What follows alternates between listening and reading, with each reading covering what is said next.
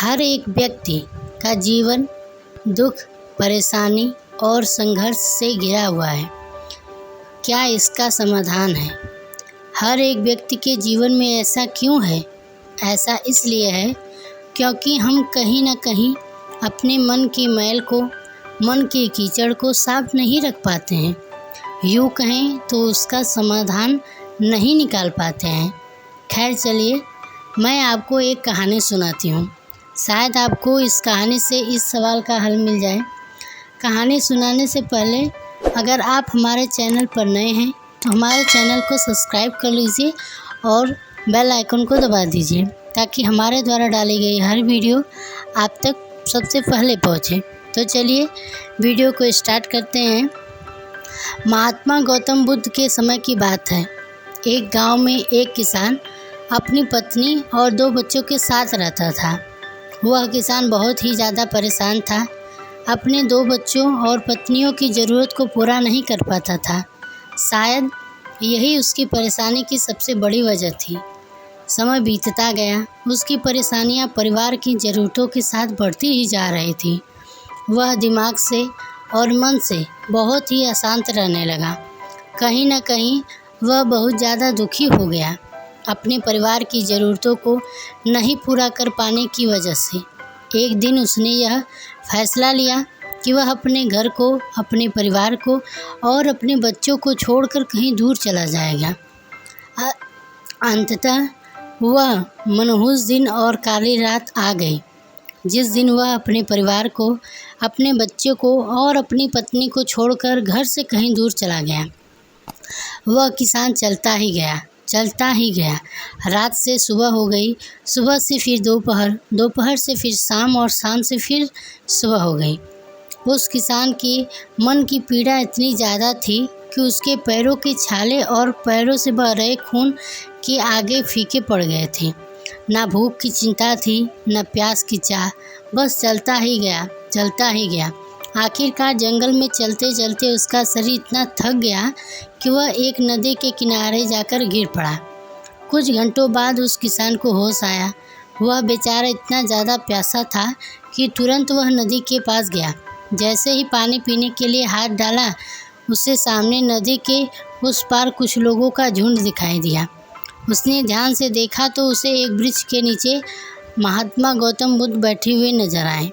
वह तुरंत दौड़ कर उनके पास गया और उनके पैर में गिरकर बोला, हे महाराज, हे भगवान, मुझे अपनी शरण में ले लीजिए, मुझे अपना शिष्य बना लीजिए।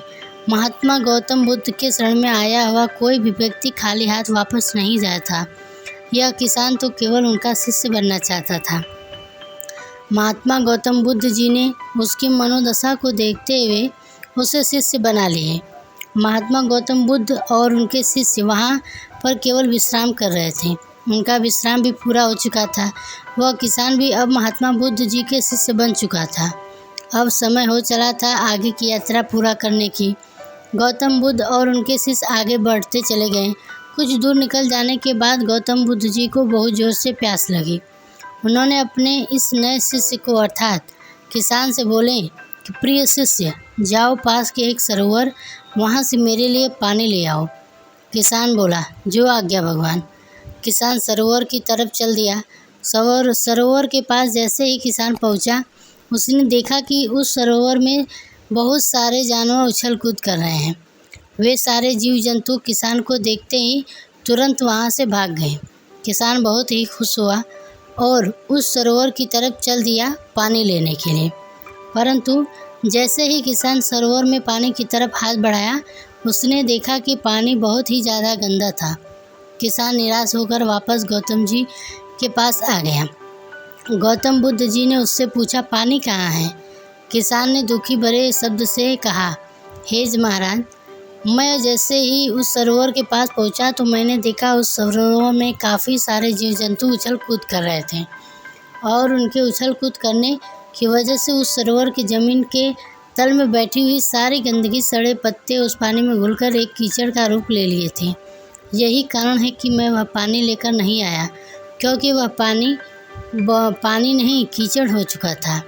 महात्मा बुद्ध जी उस किसान की बातों को समझ गए और मुस्कुराते हुए उन्होंने कहा, कि मैंने तुमसे सरोवर का पानी मांगा था। मैंने यह नहीं कहा था कि पानी अगर गंदा हो तो पानी लेकर मत आना। उन्होंने दूसरे शिष्य को अनुग्रह किया कि जाओ सरोवर से पानी ले आओ। उनका दूसरा शिष्य निकल पानी के लाने के लिए कुछ देर पश्चात वह पानी लेकर वापस आए। आश्चर्य की बात तो यह थी कि दूसरे शिष्य द्वारा लाया गया पानी बिल्कुल साफ था, और उससे बड़ी असमंजस की बात तो यह थी कि सारे के सारे शिष्य बड़े ही आश्चर्यचकित हो गए कि यह करिश्मा कैसे हो गया, क्योंकि पहले शिष्य ने तो बताया कि पानी में कीचड़ हो गया था।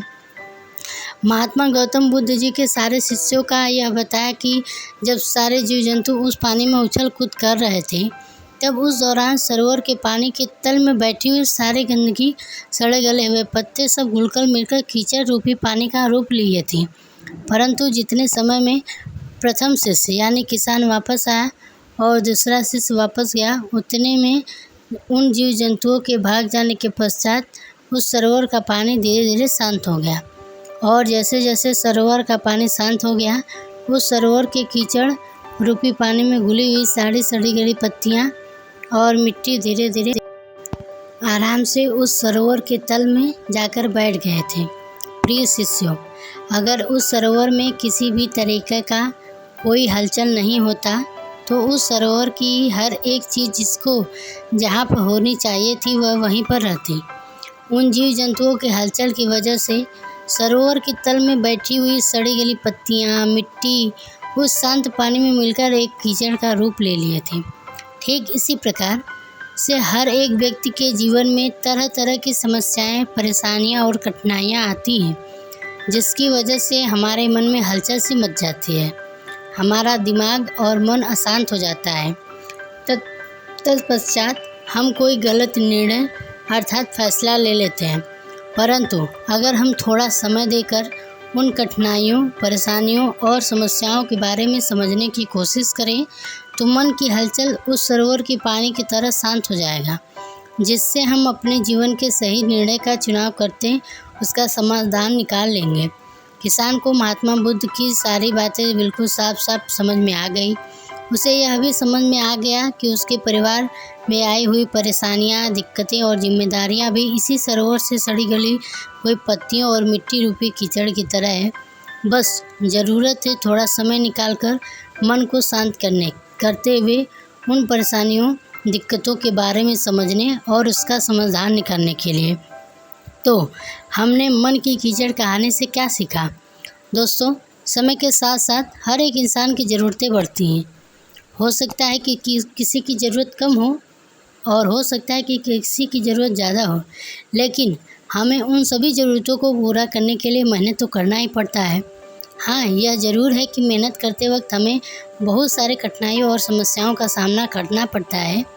इसी वजह से बहुत बार हमारा मन जो है बहुत अशांत हो जाता है, निराश हो जाता है, दिल दिमाग में एक अजीब सी हलचल होने लगती है, जिसकी वजह से हम गलत फैसला ले लेते हैं। परंतु दोस्तों, हमें घबराने की ज़रूरत नहीं है, हमें अपने दिमाग को शांत करने की ज़रूरत है। थोड़ा समय देकर इसके बारे में सोचने की ज़रूरत है। इसका समाधान कुछ न कुछ ज़रूर निकल आएगा। अतः आपको हमारे द्वारा सुनाई गई यह कहानी कैसी लगी? अगर पसंद आई हो तो वीडियो को लाइक कर दीजिए और चैनल को सब्सक्राइब कर लीजिए। मैं आप सभी के बीच इसी तरह का एक ज्ञानवर्धक कहानी लेकर आती रहूँगी। तब तक के लिए धन्यवाद।